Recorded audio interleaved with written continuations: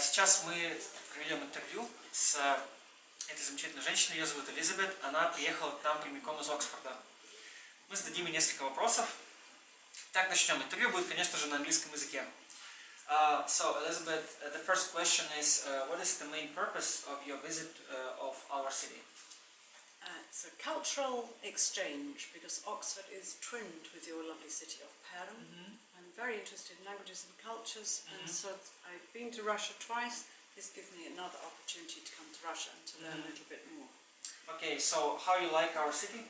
Do you like I'm very impressed with many things in your city, and what I find extraordinary is that although many things are very different from what we are used to, many things, small, big, medium-sized things, many things are so different, but we share so much also.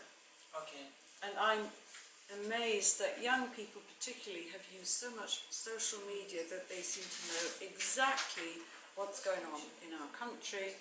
Not only do they often speak very good English, but they are aware of the issues that we talk about and the things that are printed in the newspapers, even the small stuff, even the gossip stuff about stupid celebrities or something. You know, everybody knows some things, don't they? Okay, so do you like our library? Oh, your library's great. What do you think? It's I am amazed because the books, yes, that's fine, that's lovely, but what amazes me is your IT facilities.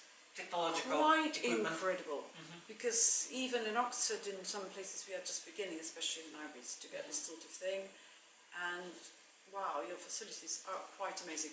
Thank you. If only we had your space. You seem to have a lot of space, and that's always a problem for libraries and always a problem in an ancient city like Oxford, where things are in the city centre and there's no room to grow. Okay, thanks a lot. That's really important to us. So, the question about Oxford, is it true that Oxford is the oldest university in the world? No, we can't have that kind of argument because somebody always says, no, we're older than you, we're older than you. It's certainly quite old, but it's hard, honestly, to define precisely the first year and the first place. Because things evolved in an organic way in Oxford, and there are various stages of formality about becoming a university. So whatever date you pinpoint, somebody else may say something before. Yeah, it's very old, around 1100 it all kind of started. Okay, so because it's the different information in the internet, and some sources say that this is the oldest one. I know, and then of course you know perhaps that we have the college system in Oxford. 40-something colleges, and many of them are very old, and this one says we are the oldest, and they say no, they're not, we are the oldest, so this kind of argument goes on. So, tell us about Oxford colleges, because this is the college system started as halls of residence for students. There was big tension between town and gown, between the people that lived in the town and the people that came to study. Probably because in those very early days, particularly the people that came to study were very rich, upper class generally, and maybe the people that worked in the town were not perhaps so well off, and maybe they worked for the colleges. And so actually, you know, with drinking and evenings and students going out and being stupid, there were kind of fights. And so halls of residence started, places for accommodation for students started early on, maybe to keep a bit of separation from this, and these gradually became the foundation of the college system. So when you apply to Oxford, you also apply to a college. It's a funny system. Oh, I don't understand it very well myself, but... Okay, so there are lots of faculties in Oxford. Can you give information about some of them? I don't have a general overview of faculties, because the one that I worked for the longest time was the faculty that dealt with modern languages. Now, modern languages for us means not classical languages, and it means foreign languages. And the foreign languages section that I worked in was the bit that dealt with everything that was not Cyrillic, not Greek, not Russian. So in other words, European languages, and I worked for the library that specialises in research into those languages, both the language and the literature. Okay. So I don't know if you have a specific question about faculties, maybe. Just maybe some. Well, that's nice to know because foreign languages. I interest in languages too. So, and the interest in faculty of Russia and Eastern Europe. Do you have this faculty? No, there's the Faculty of Languages, but Ah. then within that there are the subdivisions into the various linguistic areas, Okay. which will study both the language and the literatures of, well, the most popular within this area for people, young people to study when they go to university. I have to say, in our country, studying language is not a popular thing. Every year it's going down and down. Applications for people to study German this year were down something like 16%. It's very disappointing because I think it's very important to learn languages, right? Yeah, Just of course. two. So that's a shame. But typically the most popular languages have always been maybe number one French, maybe number two Spanish, and people regard languages like German and particularly Russian as difficult languages because the grammar is quite complicated.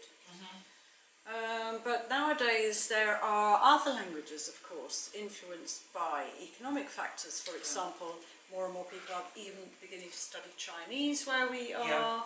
I don't think... We start Chinese courses in our library too. Yes. I don't think more people are studying Russian, but you never know. Do you know, since the World Cup, there has been an incredible interest in Russian culture, and it's been extremely positive, and a very good counterbalance to other things that you see in the news. I hope so. There were many people interviewed on the radio around the time of the World Cup, many ordinary people, they just like football, they came to see the football, all different cities, and they said, don't listen to the politicians, don't believe any of this. Russia is a nice Russia place. is a fantastic place, and the people are wonderful, and the beer is great. Yeah, the beer is... Really good piece of PR. Yeah, that's really nice to hear it from you. Yeah, I'm actually. so pleased it happened too. Yeah. So the question: we know that parts of Harry Potter movie was filmed in Hogwarts. I want to say Hogwarts, but in Oxford. Yeah. So is it true that the dining room, the parts of Goblet of Fire was filmed in Oxford? I'm not an expert in Harry Potter, but I know for a fact that scenes from Harry Potter were indeed filmed in Christchurch. I believe the dining room in Christchurch. In fact, many visitors go there, especially Chinese visitors go there. It's busy all the time. You can walk around and see the lovely dining room, and also in parts of the Bodleian Library. Okay, so this is a question from me. Well, maybe you know some city language, city legends. I don't know, maybe you have it or not? Silly legends. City legends. Maybe some interesting stories. We're a bit serious in Oxford. I Serious. don't know about silly legends, really. I mean, there are funny kind of weird traditions. Every college has its own funny tradition. But I don't know exactly silly legends. What kind of traditions you have? On a certain day, people dress up in a strange way, and somebody carries a boar's head around, and there's a special boar's head dinner. But you know, it is very individual to the college, and if you're not in the college, then you won't know about it. So those kind of things to commemorate. Maybe, for example, a college benefactor gave a gift of money on a certain day. This kind of thing will happen at a dinner, and he leaves money forever, so this can happen. It's a very important concept, idea of individual benefactors. It's always been like that in Oxford, and this is how the colleges have really grown, because people were very happy with their studies and they have given money for I don't know what, you know, so the colleges can grow and develop. You know, that's a nice tradition, I think. It's interesting, I see that this happens here too, with the founder of Perham University, was a rich businessman. The tradition of individual giving is very important, so many places in Oxford are named after these benefactors. And now, of course, they have development offices set up to encourage people to give more money, and they say, for example, if you give a lot of money, maybe we can name a room after you, or we can name a fund after you, we can name, you know, a studentship after you. Yeah, so I think that's encouraging it. That's the best tradition you can have in big university with a lot of colleges. To make it grow, I think it's important.